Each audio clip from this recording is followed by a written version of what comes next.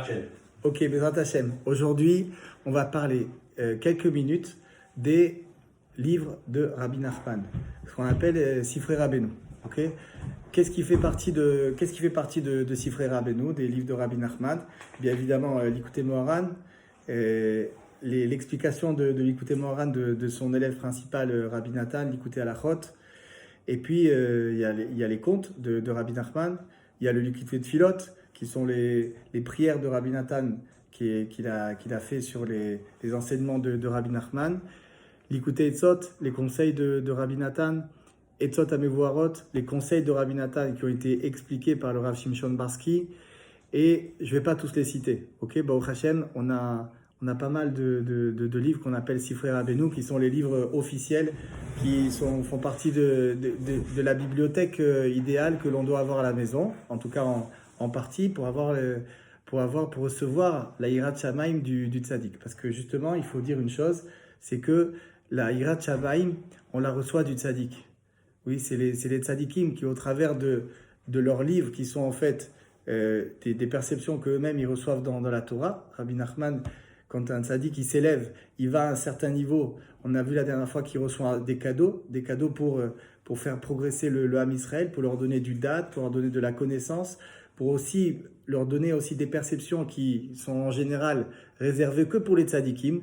C'est-à-dire qu'il y a des choses, des délices spirituels, des compréhensions spirituelles, des perceptions spirituelles qui en fait au départ ne sont réservées que pour des gens qui ont le mérite de se purifier et de s'élever, d'arriver à un certain niveau et qu'ils arrivent à voir ces choses-là. Maintenant, la grandeur de ces tzadikim-là, c'est de prendre ces choses-là, aussi grandes, aussi belles qu'elles soient, aussi inaccessibles qu'elles soient, et de nous les descendre, de les mettre à notre niveau, et de les mettre à notre niveau au travers de quoi? Au travers des livres qu'ils font.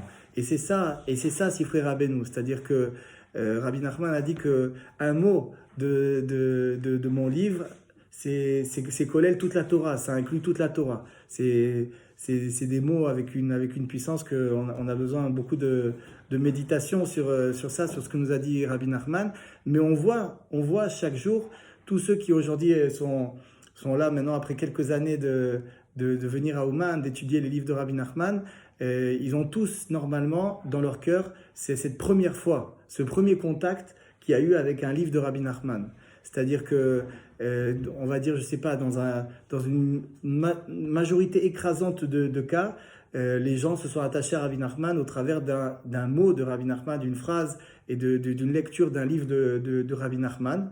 Okay, et il y a même aujourd'hui des gens qui ont fait tchouva, qui ne sont pas du tout Breslev, et quand on parle vraiment avec eux, on rentre vraiment dans leur mémoire, ils vont dire c'est vrai qu'au départ, il y avait un petit livre comme ça que j'ai lu, c'était un livre comme ça de Rabbi Nachman, les contes, etc. et tout, et ça m'a fait beaucoup d'effet. Bon, et après, ils ont pas continué éventuellement, mais c'est vrai que souvent au départ, il y avait une lumière comme ça, et elle venait des livres de Rabbi Nachman. C'est-à-dire qu'on se souvient combien l'impact, moi personnellement, le premier livre la première fois que j'ai découvert Rabbi Nachman, c'est au travers d'un livre. J'ai ouvert ce livre, j'ai commencé à lire et ça m'a fait un effet que sur l'échelle de Richter, je suis passé directement à 10. Ça a été un tremblement de terre spirituel dans ma vie et ça a été un bouleversement. Vraiment, c'était quelque chose de très fort. Je dis, comment est-ce qu'un livre, ou des mots comme ça, il peut me faire un effet pareil? Et Baruch Hashem, il y a des gens qui font littéralement teshuva, c'est-à-dire qu'ils commencent à lire un livre de Rabbi Nachman, ils font teshuva. C'est vrai qu'après, quand Baruch Hashem, on commence à s'habituer à étudier les livres de Rabbi Nachman quotidiennement, alors c'est peut-être pas le même effet, parce finalement on est habitué aux bonnes choses, c'est-à-dire c'est comme quelqu'un qui devient sportif, tous les jours il fait du sport et finalement il s'est habitué à être en forme, oui. Donc nous aussi, quand on étudie de façon quotidienne le livre de Rabbi Nachman, on est habitué à sentir cette connexion avec Akadosh Baruch Hu. Et c'est ça qui est très important, c'est-à-dire que pour les gens qui ne comprennent pas très bien c'est quoi le rapport entre les livres de Rabbi Nachman et le reste de la Torah, eh bien c'est la chose qui est en fait complémentaire, mais c'est pas simplement complémentaire. Complémentaire, ça veut dire que bon, c'est bien d'étudier avec ça, c'est quelque chose qui va avec, mais c'est pas que complémentaire, c'est-à-dire c'est vraiment la base. C'est la base qui va nous permettre d'arriver à des grandes choses dans l'étude de la Torah. Parce qu'en vérité, on sait par exemple que de grands tzadikim, ils nous ont décrit que l'essentiel de la Torah qu'ils ont acquise, c'est la nuit. C'est la nuit, c'est-à-dire en se levant la nuit et en étudiant la nuit.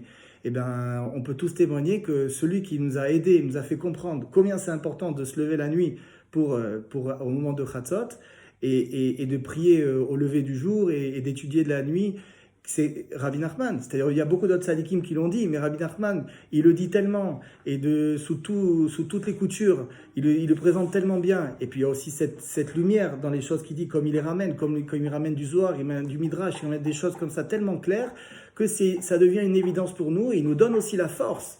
Il nous donne la force, il nous donne l'énergie de vraiment réussir cette prouesse. Pour nous qui sommes, on va dire, un ensemble de bras cassés dans cette génération, c'est-à-dire, il nous donne cette force-là de faire des choses qui sont des grandes choses. C'est-à-dire, il nous dit, Rabbi Nachman, je vais vous emmener dans un chemin qui est un chemin de très grandes sadikim. D'accord? C'est-à-dire que quand on parle aujourd'hui à des personnes religieuses, on leur dit, ben voilà, il faut se lever à Chatzot, ou il faut parler pendant 1 heure avec Akadosh Baruch Hu. Alors on dit, ben, ça c'est des choses, c'est des choses réservées à des tzadikim. Mais Rabbi Nachman, il dit non, pas du tout. Ça c'est le minimum syndical.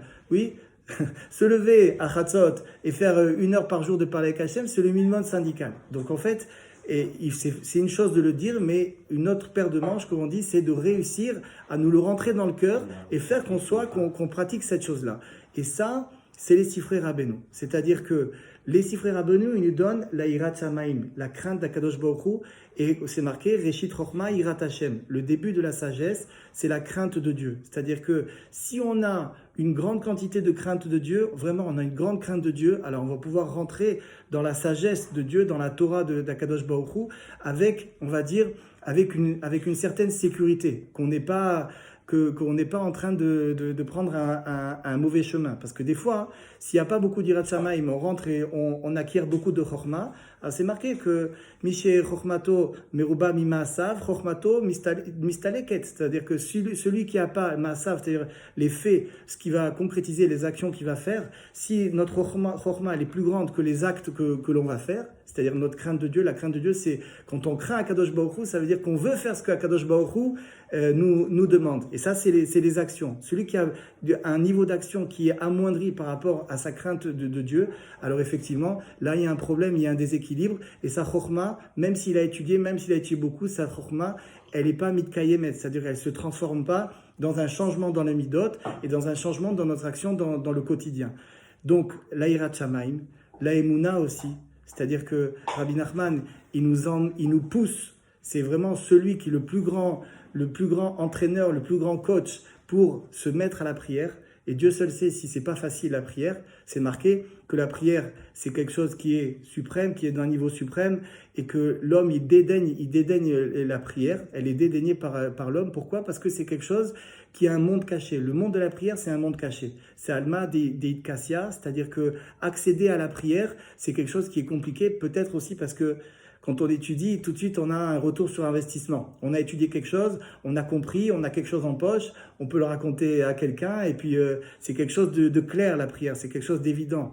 Maintenant, l'étude de la Torah. Alors que la prière, on peut aller faire 2 heures de télim enchaîné avec 2 heures d'Hitbodedut, on revient, et puis à part le fait que nous, on sait qu'on a prié, on n'a pas grand-chose en poche. Oui.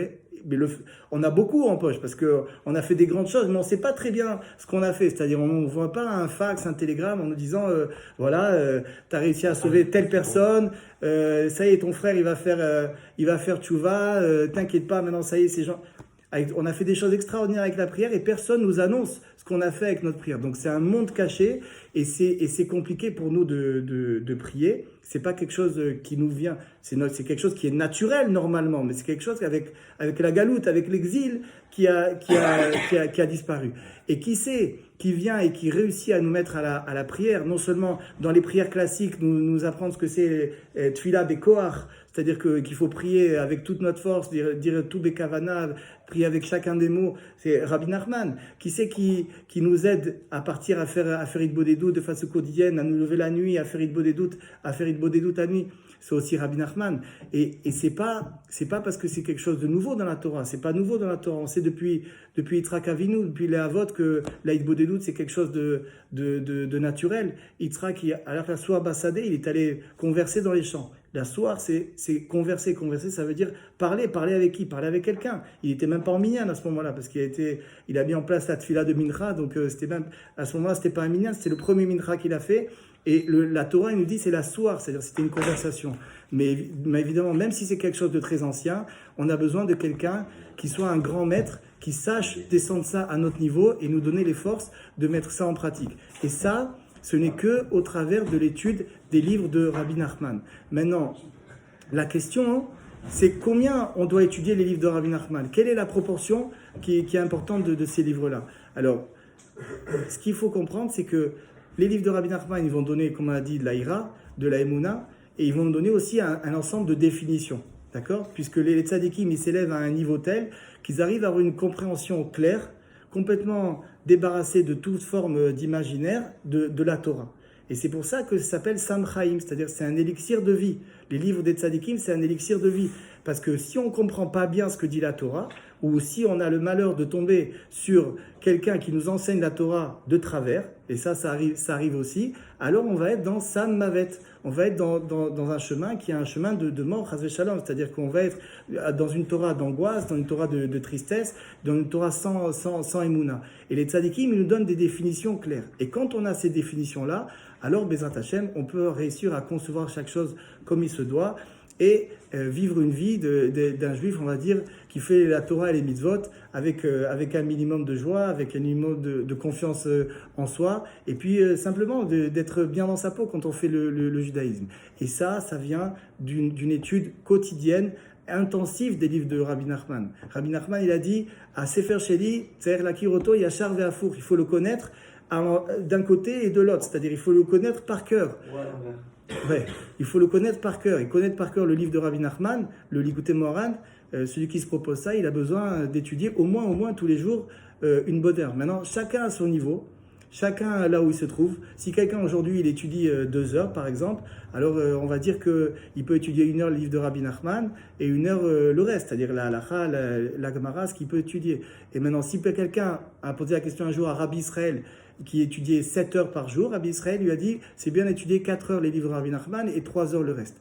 Alors évidemment, ça peut choquer certains qui vont dire mais quoi, c'est pas l'essentiel les livres de Rabbi Nachman. Alors la réponse c'est que oui, c'est l'essentiel les livres de Rabbi Nachman. Les livres de Rabbi Nachman c'est essentiel, pas parce que ça substitue le reste. On continue à étudier la Gemara, on continue à étudier la Halacha, mais on étudie les livres de Rabbi Nachman parce que premièrement, c'est la garantie. Enfin, la garantie, rien n'est garanti, mais en tout cas, on se donne une carte très importante pour réussir à tenir le coup. Parce qu'évidemment, le chemin, sur le chemin, il y a beaucoup d'épreuves. Et si quelqu'un, il n'a pas toutes ces définitions, toutes ces explications, toute cette énergie que lui donne le tzaddik, alors il se peut qu'un jour, Chas Shalom, quand il tombe, alors il se casse, il n'arrive pas à se relever, il ne sait pas comment se relever. Bref, dans toutes les situations spirituelles dans lesquelles on se trouve dans la vie, il y a une réponse, elle se trouve dans la Torah, mais des fois elle est un peu cachée, elle est un peu enfouie, et le tzaddik, il vient et il comprend cette chose-là, il arrive à nous l'amener, à nous la faire comprendre et à nous faire passer toutes ces choses-là. Donc on voit qu'en fait, les livres des tzadikim comme Rabbi Nachman, c'est ceux qui vont nous permettre justement de rentrer dans la Torah de toute notre force et d'acquérir la Torah comme il se doit, avec les bonnes directions, avec les bonnes instructions, et de comprendre chaque chose que l'on fait. C'est quoi la prière? C'est quoi la Torah? C'est quoi une femme? C'est quoi le Shalom Bayit? Quel est notre rôle ici? C'est des choses qui sont dites dans la Torah, mais des fois, ça part un peu dans tous les sens et on ne sait pas très bien, comme on dit, à quel sein se vouer. On ne sait pas très bien qu'est-ce que finalement on doit croire, parce qu'il y a des marloquettes. Oui, ça part à droite, ça part à gauche. Finalement, quand on a cette définition de quelqu'un qui, lui, maîtrise, lui, toute la Torah, et puis c'est quelqu'un qui, quand même, a atteint un niveau, qu'on comprend ce niveau, c'est-à-dire... comment est-ce que c'est possible que quelqu'un, 200 ans après sa disparition, il continue à enseigner, il continue à transmettre, il continue à faire tchouva à des milliers et des milliers de personnes. Il emmène ici à Rosh Hashanah, Bezrat Hashem, cette année, 200 000 personnes, si Dieu veut. Dites Amen, s'il vous plaît. Et donc voilà, on comprend que Rabbi Nachman, c'est un maître unique dans sa génération. Et au travers de ses livres, on a la capacité, là où on se trouve, de se connecter avec Akadosh Baruch Hu. Alors qu'on ait le mérite de de l'Itmitasek dans Sivrei Rabbeinu, de rentrer dans les Sivrei de Rabbeinu, de faire du Iyun. Rabbi Nachman, il voulait qu'on ait un seder de Iyun, un seder où on va étudier en approfondissant, en prenant chaque mot, en le décortiquant, en rentrant, en regardant les sources, en regardant tout ce qu'il faut pour essayer de bien comprendre sa kavana profonde, et en même temps de la Bekiyut, c'est-à-dire étudier pour comprendre, pour avancer et pour avoir une vue générale de tout ce que dit Rabbi Nachman dans ses livres. Alors, Bezrat Hashem, qu'on ait le mérite à l'aider cette étude-là d'arriver à Ouman le plus rapidement possible, puisque maintenant c'est nouveau. Il y a Rosh Hashanah, mais il y a aussi maintenant avant Rosh Hashanah, il y a le centre Hayé à Ouman. On vous attend.